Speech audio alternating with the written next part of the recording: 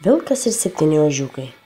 Pamiškėje trobelėje gyveno ožka su 7 ožiukais.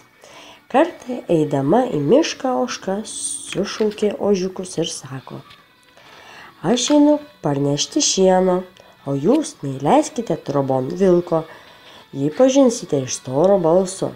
Gerai, motute, sušuko ožiukai, mes jau mokėsime pasisaugoti.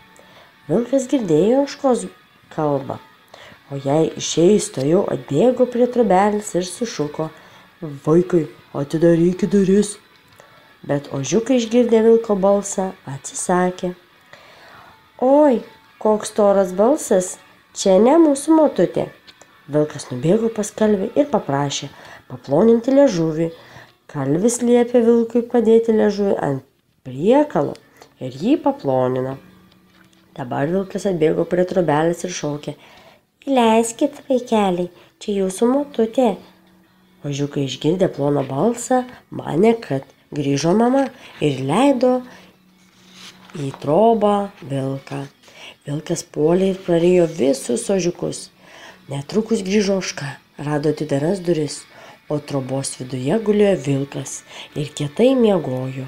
Ožka, pamačiusi, kad vilko pilve krutam ožiukai, paėmusi žirkles, prakirpo vilko pilvą ir visi ožiukai iššoko laukan.